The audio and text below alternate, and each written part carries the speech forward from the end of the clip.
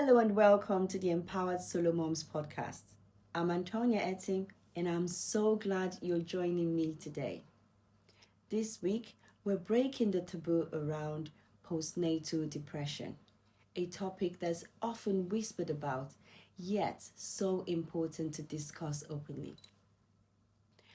Over the next 3 days, we'll share insights, personal stories, and practical tips to help us understand this condition, recognize its signs early, and support each other through our journeys.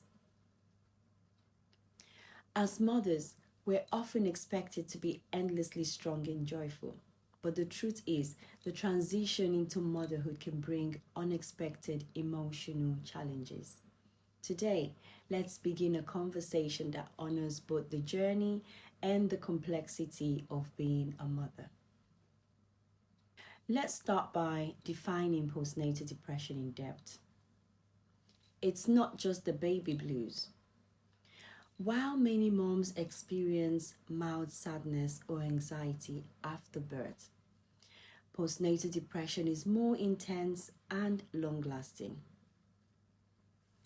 Postnatal depression is a clinical mood disorder that can develop after childbirth, extending far beyond the transient feelings of sadness or fatigue that are common in the days following delivery. It is characterized by 1. Duration and severity. Unlike the baby blues, which typically resolve within a couple of weeks, postnatal depression can persist for several months. It brings deep sadness, overwhelming anxiety, persistent irritability, and the sense of hopelessness. 2. Emotional and physical impact. This condition affects both emotional well-being and physical health. It may manifest as chronic fatigue, significant changes in appetite or sleep patterns, and a general loss of energy. Many mothers report feeling disconnected from their newborns, overwhelmed by guilt or shame about not feeling joyful, or burdened by a sense of failure in their new role. 3. Complex etiology. Postnatal depression is multifactorial. Hormonal fluctuations, such as dramatic drops in estrogen and progesterone after childbirth, can trigger symptoms. At the same time, psychological factors like previous mental health challenges or relationship issues and environmental stresses like lack of support or financial pressures also contribute. 4. Impact on bonding and daily life. This disorder can interfere with a mother's ability to bond with her baby and engage in everyday activities, leading to feelings of isolation and further emotional distress. 5. Not a reflection of maternal ability. Importantly, experiencing postnatal depression does not mean you love your child any less or that you are failing as a mother.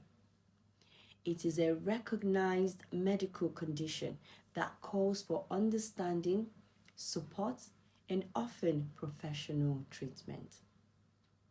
Acknowledging it is the first step toward recovery and helps reduce the stigma that prevents mothers from seeking help. Why we need to talk about postnatal depression. One of the biggest challenges with postnatal depression is that it is often suffered in silence. Society romanticizes motherhood and expects us to feel a constant glow of happiness. When our inner experience doesn't match these expectations, it can lead to shame, isolation, and self-doubt. Here's why it's so critical to speak up about it. 1. Breaking the cycle of silence and stigma. When we share our experiences openly, We challenge the myth that motherhood is always blissful. This honest dialogue helps dismantle stigma and encourages more mothers to seek help without fear of judgment. 2. Fostering early recognition and intervention. By talking about postnatal depression, we raise awareness of its symptoms: persistent sadness, anxiety, fatigue, and difficulty bonding. This awareness allows families, friends, and healthcare providers to recognize signs early and intervene before the condition worsens. 3. Creating a supportive community. Sharing our stories builds a network of support. When mothers realize they are not alone, empathy and understanding flourish. Providing access to vital resources, support groups, and professional help. 4. Empowering mothers to prioritize mental health. Open conversation validates the emotional and psychological challenges of motherhood, reminding us that seeking help is a sign of strength, not weakness. It encourages us to integrate mental health care into our overall well-being. 5. Influencing policy and healthcare practices. Public discussion about postnatal depression can lead to systemic changes. Better funding for mental health services, improved training for healthcare professionals, and more effective support programs. 6. Normalizing vulnerability in motherhood. Embracing our vulnerabilities shows that struggling emotionally does not diminish our value as mothers. By acknowledging our true feelings, we pave the way for healing and more genuine connections. I'd like to share a piece of my personal journey. I experienced postnatal depression after the birth of my third child. During that time, I was also dealing with relationship problems, which left me feeling very sad and withdrawn. I wasn't sleeping well, and my appetite had completely disappeared. My mood was extremely low, and I even had to stop breastfeeding my daughter after just 1 month because I was constantly dizzy and faint. I knew something was wrong.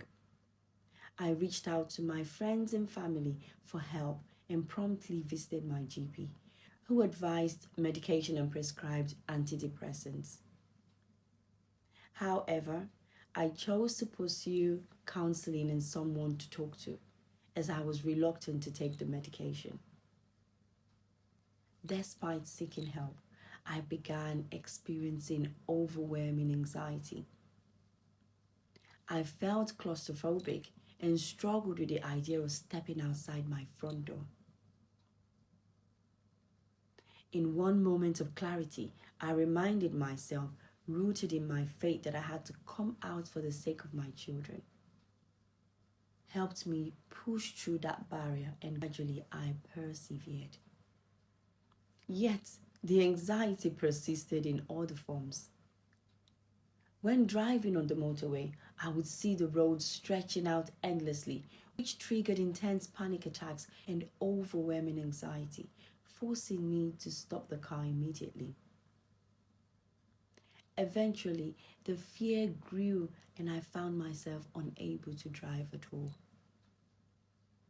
Sharing this part of my journey isn't easy, but I do it to let you know that you are not alone. My experience taught me that vulnerability is a strength, and acknowledging our struggle is the first step towards healing. If any of what you heard today resonates with you, please know that you're seen, you are heard, and your feelings are absolutely valid. There is no shame in facing challenges, and there is incredible strength in seeking support. Whether it's through counseling, talking to a trusted friend, or joining a community where you can share your story, help is always available. This podcast series is your safe space, a place where vulnerability leads to healing and where each story adds to our collective understanding of motherhood. Thank you for listening today. Tomorrow, we'll dive deeper into recognizing the signs of postnatal depression in ourselves and others, and we'll discuss practical ways to intervene early and care for our mental health. If today's message spoke to you, please share it with another mom who might benefit from these words. Let's break the silence together. Remember, you're doing better than you think, and you are not alone. Until next time, I'm Antonia Etin. Goodbye.